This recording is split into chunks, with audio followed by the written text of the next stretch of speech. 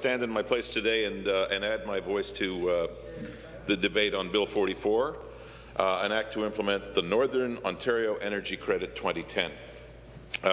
Rather interesting for me for a variety of reasons, not least of which is I don't have very much to do with the North.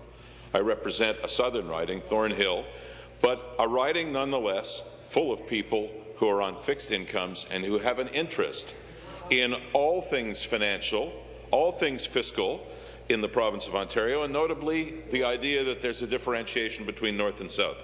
Now, originally, Speaker, I can tell you that I sat at home last night with my reading file and took a look at the bill itself, and then took a look at a summary of the bill, and my original gut feel was I don't want to vote for this bill.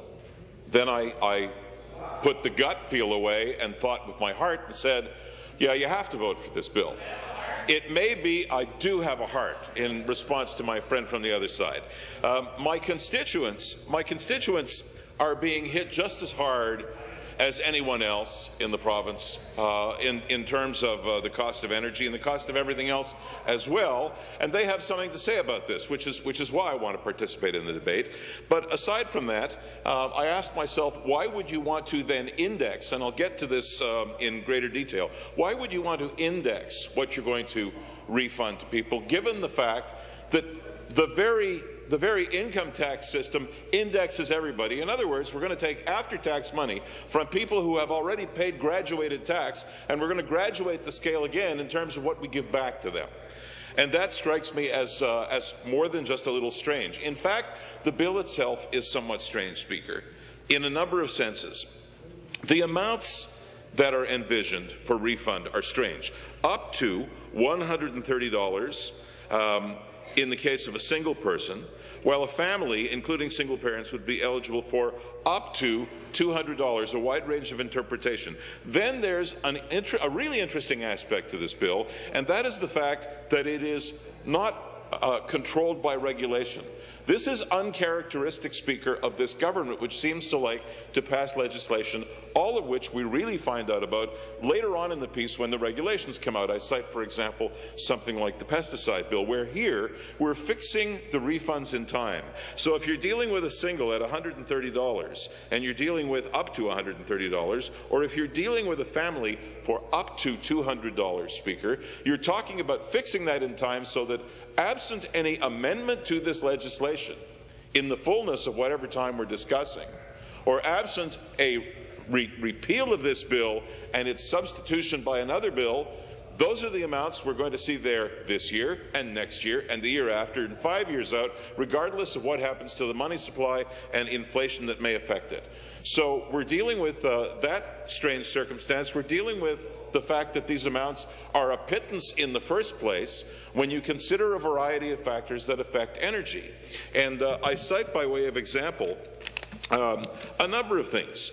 A 12% increase just announced by the Provincial Energy Authority, a $53 million tax grab to pay for the Green Energy Act, the HST. If you start to add that up, and you take a look at a family's energy bill, up north or anywhere else, let's take a really small energy bill. Let's take $100 a month, and you add approximately 20%. It's actually more than that.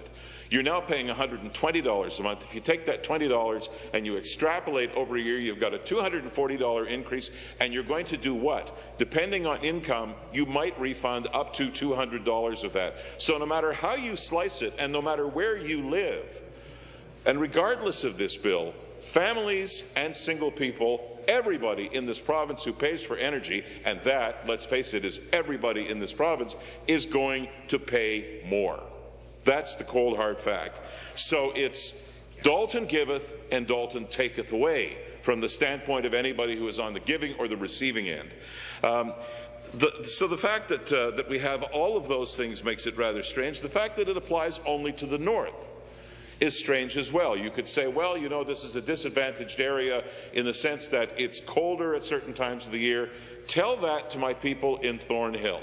Tell that to people anywhere in the province.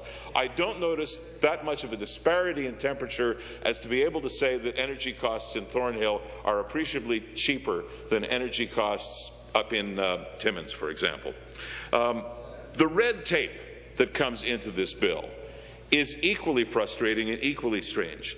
When you get into the application, which is required to have your rebate, your refund come to you, you're going to get it by way of 4 checks over the course of the first year if and when you make application. After that, it becomes part of your income tax. Just administration of that, Speaker, has got to cost more than the individual refunds themselves amount to. So when we're told that the total amount being expended on a per annum basis for this program will be about $35 million, I wonder whether that $35 million includes the administrative cost. And Speaker, I rather have to doubt that. This is a bill, then, that on the basis of what it purports to do in terms of addressing what we as individuals and as families pay adds insult to injury.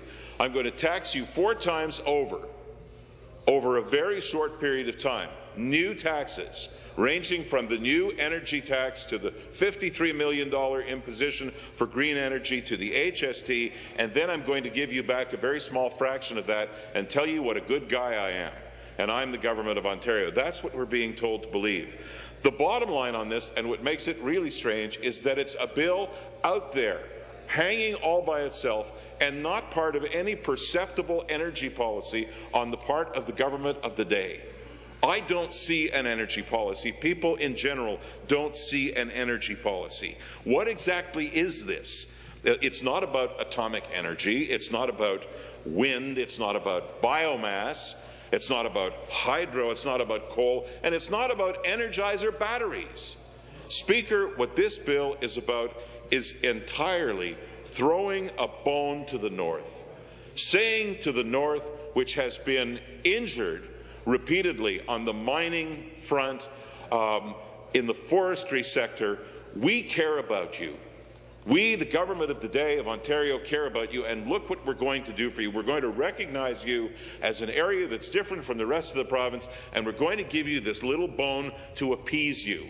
That's the bottom line. That's the way we interpret the bill. Having said that, as I began, Speaker, I have to reiterate that I and my caucus will be voting for the bill, because far be it from us to take away this bone that's being thrown to people in the North, and I hope those of you watching and those of you who read reports on this debate in the North understand that we, and I think I can say all of us, care about the North, care about all parts of the province, but don't see this as anything more than a sop to keep you off the backs of the government and not recognizing you as an individual and special sector. And it's not. It's just plain not.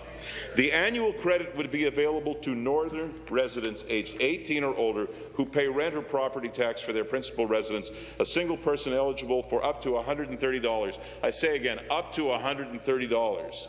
A family up to $200. And how is that done? The credit would be reduced for a single person with adjusted net income over $35,000 and eliminated when income exceeds $48,000. Would be reduced for families with adjusted family net income over $45,000 and eliminated when income exceeds $65,000. So really, this comes down to ability to pay. And I ask the question again, did the income tax that these families and these individuals pay not already address that? And I say to you, Speaker, that indeed it has. It has. It is curious to me where the impetus behind the bill came from, who it was really designed to benefit. The income cutoff levels, as I've suggested, appear rather arbitrary. No one has bothered to explain why those are the particular levels that have been selected. All those on fixed incomes, all those on fixed incomes across the province will be hit particularly hard by the coming HST. Indeed, as we found out very recently, they're already being hit by it. And the increases in hydro rates. Think about it. I don't care how hard-hearted you are. You've got to understand that a person on a fixed income, and very particularly senior